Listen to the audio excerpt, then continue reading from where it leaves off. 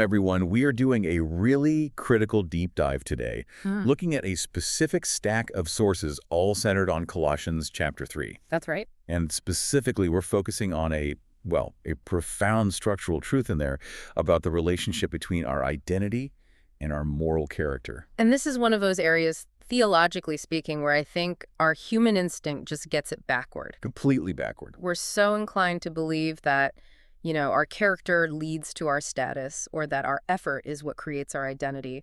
But the sources we're looking at, they lay out this beautiful, counterintuitive metaphor that really corrects that. Absolutely. The central image guiding our dive today, and this is pulled straight from the material, is this powerful metaphor of the root of identity and the fruit of character. A whole spiritual ecosystem. Exactly, all in this one chapter. So Mm. our mission for this deep dive is to clarify that critical sequence the sources present. A sequence that they say is non-negotiable. The core argument is that identity has to come first, and that the development of character, all those virtues we strive for, that's the inevitable result of fully grasping that identity.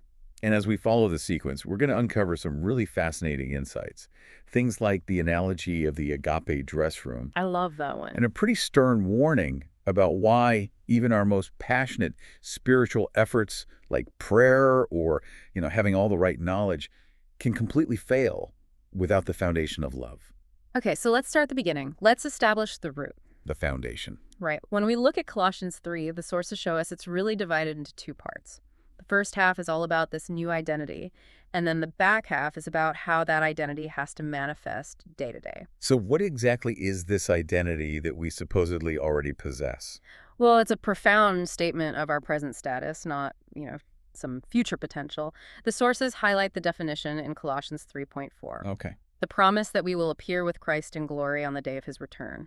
But the interpretation the sources favor really anchors that promise in the now. And this is where it gets a little technical, but it's so important. It's crucial. They draw heavily on Ephesians 2.5 to explain that this identity isn't something we're just waiting for.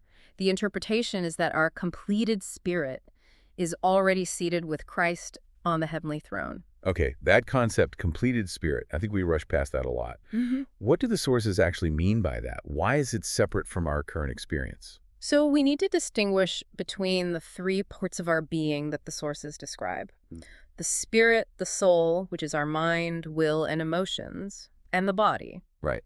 The idea is that when a person is made new in Christ, their spirit is perfected instantly. It's connected to Christ's completed work, meaning that part of us is already living in the perfected reality of heaven. So all the struggle, the doubt, the frustration, all the stuff we feel every day, Yeah, it's all happening in the soul and the body. exactly. They're still here, still tethered to this earthly reality, but the spirit isn't waiting. It's already there, seated in glory. And the image is that on the day of Christ's return, the soul and body that struggled down here will be lifted up to meet the spirit that's already living with him. We become perfectly whole and unified. So if we can internalize that, Yeah. that our ultimate identity is a done deal, it's settled, it's already seated in glory, well, that just fundamentally changes the frame of reference, doesn't it? It totally reframes the question. Yeah, it's not, what do I need to do to please God? It becomes, who do I already belong to? Which brings us right to that crucial sequence.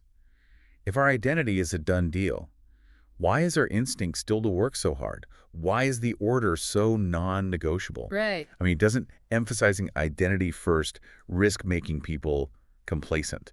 If I'm already seated in glory, why should I bother with the daily struggle of, putting on patience? That is the pivotal question. And the sources confront it directly. They distinguish between two types of effort.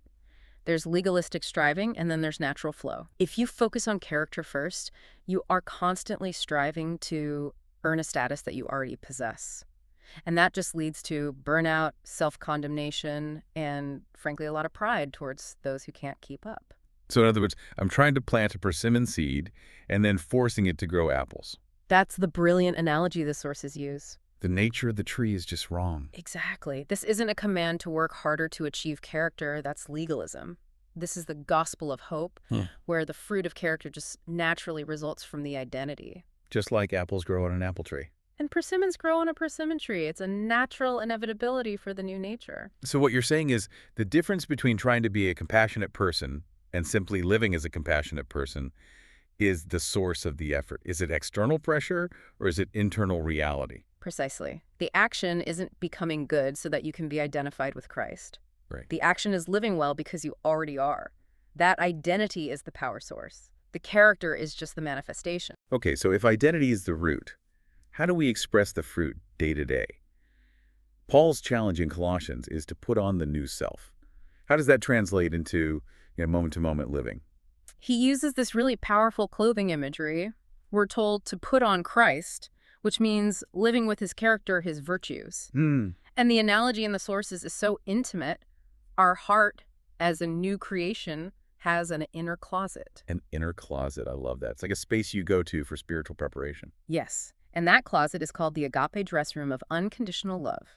And crucially, this closet isn't empty. It's already filled with garments that are woven and embroidered with God's love. So we're not trying to weave the clothes ourselves out of willpower. No, not at all. They are already provided, just waiting to be worn. We just have to choose the right outfit for whatever environment we're about to walk into. So let's go through the spiritual wardrobe. What are the items we find in the agape dress room? Well, the list is a blueprint for dealing with, a fallen world. First, you find compassion, a deep, heartfelt sympathy for others. Okay. Then there's kindness and goodness, a disposition to act favorably toward everyone, even people who oppose us. And then there's humility. I think that's a big one. It's the garment that lets us see ourselves accurately, not too high, not too low, and to see others with respect. Absolutely. And then two virtues that are often the hardest to keep clean, gentleness and long-suffering, or patience. Gentleness is about power under control, the opposite of harshness. And long-suffering is that capacity to endure difficult people without lashing out. And the final piece, the one that binds all relationships together, forgiveness. The big one. So we're challenged to choose and wear these garments daily. The sources say that when we do that, we beautifully dye the world with the character of Christ. It's an active display of an inherent identity. The struggle isn't creating the garment. Yeah. It's resisting the urge to take it off when the pressure hits. Now, this is where it gets really, really interesting. The sources give a very stern warning here that connects all the way back to our theme of true identity versus just striving. You can practice all those virtues. You can engage in intense spiritual disciplines. You can put on all the clothes. But if you don't have the central ingredient of love, it's all meaningless. This is the primacy of love.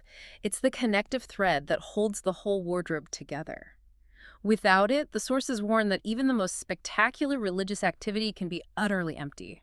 They lay out 3 clear warnings. 3 very clear warnings. Let's look at those. What about knowledge? Yeah. Intellectual understanding. First, knowledge or speech. The sources echo that familiar warning that knowing a lot of scripture or, speaking correctly about theology is just a noisy gong without love. A clanging cymbal. Right. Love is the substance, the resonance. Without it, your knowledge might be accurate, but the delivery is harsh. It just generates noise, not transformation. Oof, that hits hard. Just having the facts isn't enough. The delivery mechanism love is crucial. Otherwise, we're just making demands. What about private devotion? The second warning is about prayer. Even excessive prayer, if it's without love, can become corrupted. Well, if the motivation isn't genuine connection, but maybe a subtle display of your own righteousness, your spiritual superiority, it leads to isolation and judgment. Right. The source vividly calls it building a disregardful Babel tower. A disregardful Babel tower. Wow, that paints a perfect picture of religious pride. It does. You're building higher and higher toward heaven, Yeah. but you don't care who you step on below you. Yeah. It becomes self-centered ambition, not God-centered worship. Exactly. The focus is on achieving height and visibility for yourself, not humbly seeking God's will and serving others. So what are the third one? Action, mission, spreading the faith. Third, evangelism or action. Passionately spreading a message without love can just be experienced by the other person as rude aggression. If we're not pausing to sensitively examine the heart, the history, or the wounds of the person we're talking to, we're failing in the very essence of the message we're trying to share, which is fundamentally about God's love. So love is the woven thread.